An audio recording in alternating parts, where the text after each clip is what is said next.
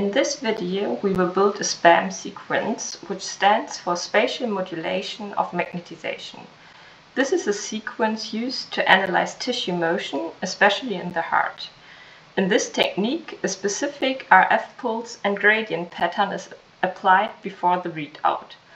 This specific combination creates a grid or stripe pattern in the tissue's magnetization. As the tissue moves, for example during the heartbeat, the grid deforms. By tracking these changes over time in the MRI images, we can analyze how the tissue moves, stretches, or contracts. This is particularly useful for studying heart muscle function.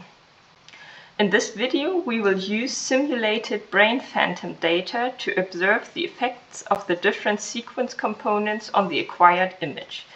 To do this, we first enable the simulation option in the bar above and disable the 3D viewer to have a broader simulation image. By clicking the Show Phantom button, you can see the underlying data used, including, for example, the proton density image, the different T1 and T2 values, as well as typical B0 and B1 field inhomogeneities. To obtain simulated brain data, it is important to have a readout at the end of the sequence. Only then an image can be created. In this example, we will use a 2D EPI readout. We can get it here from the left, which has the advantage that the entire K-space is acquired after a single excitation pulse. Here you can see the different readout and phase encoding gradients used. Additionally to these gradients, a full EPI sequence consists of a 90-degree excitation pulse followed by this series of gradients for traversing the K-space. So we then need additionally a 90-degree pulse in front of it. I can just change here the order, and now we can see that here the excitation pulse is first played out, and after that the gradients. And here you can see for example in the signal amplitude that we get the full signal here, and the Z magnetization or Z component goes to 0 because the whole magnetization is flipped into the transverse plane. If we use a 45-degree RF pulse instead of a 90-degree pulse, so I remove this one and use a 45-degree pulse instead of it, we can see that the signal amplitude here decreases because only the transverse component can be measured, and this is smaller with the 45-degree pulse compared to a 90-degree pulse. But for example, the same amplitude can be reached by applying two 45-degree pulse after each other. So here you can see that we have two 45-degree pulses, and over here we go back with additionally, as we had with the 90-degree pulse, to the full signal amplitude. To create the SPAMM sequence, we want to introduce a pattern into the image. For this, we first excite the magnetization with a single 45-degree pulse, which we have here already, and then apply a gradient. So first of all, I remove this one again, and over here put the gradient in between. with squeeze timing, we have then one after each other. And for visualization, we delay a bit the readout by shifting the readout block to the right. We can see that along the X direction here, visualized with the different colors, that there's a slightly different phase shift for the magnetization along this direction. Additionally, the overall signal is reduced. You can see it here. Because the different phases cause the magnetization vectors to partially cancel each other out. If we now apply a second 45-degree pulse, the magnetizations with the different phases, which is the phase modulation, are flipped again, but the transverse magnetization component differs from position to position. So we include it here. And yeah, now you can see that here it changed. And also here from the Z component, it differs regarding to its position.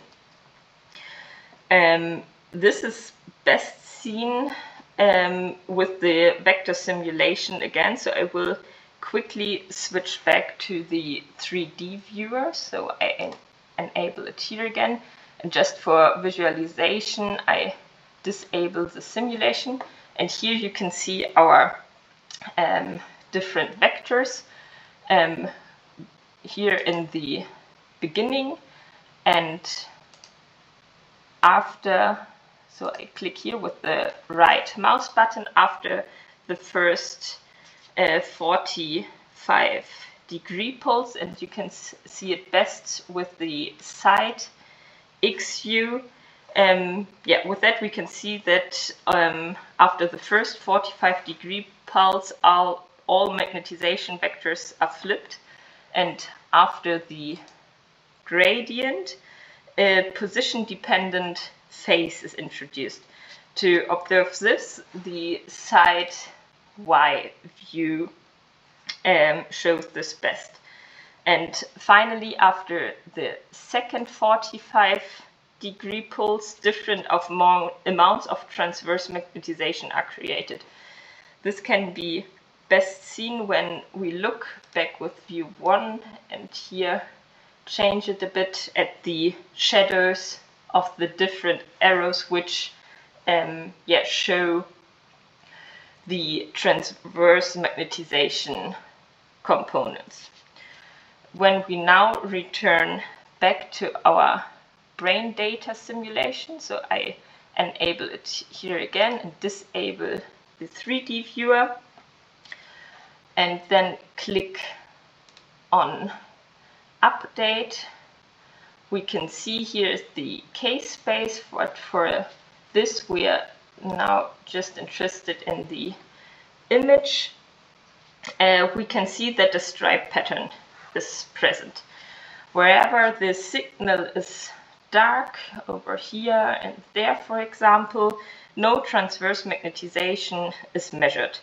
By decreasing the gradient strength, for example, to a value of 3, I can just double click on this module and change it here to 3, for example, apply it with OK, and then update it again. You can see that the stripes become thicker and less frequent by increasing it again. So for example, to a value of 15, also apply it with OK, clicking on update. The stripes become thinner and more frequent. If we additionally apply a Y gradient additionally to the X gradient, I can do it with that one. and I use for both right now a value of 5, for example. Also for the X gradient.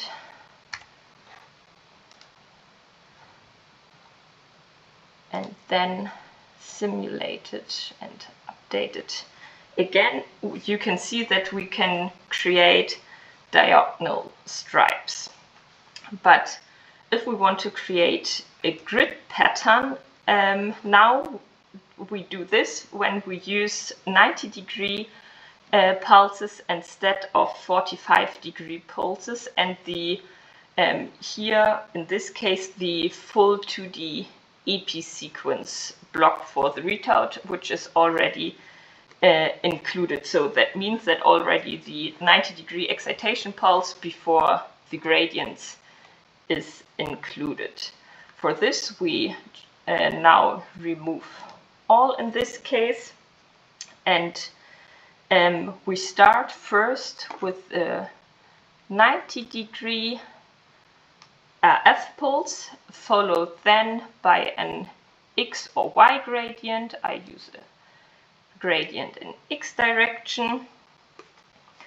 Then we use a second 90-degree RF pulse, and then a Y or X gradient, depending on which was used first. So in our case, or my case now, the Y gradient, and finally the readout. So as I mentioned before, here we just have the readout, for example the EP without the excitation pulse, and here's a full sequence, for example this one where we have already the 90-degree excitation pulse in front. And for better visualization, we slightly reduce the amplitude of both gradients. You can just try it out by yourself, which effect different values has on your image, but I now use for both a value of 3, for example, and change it over here. And when we now simulate our brain data, which takes about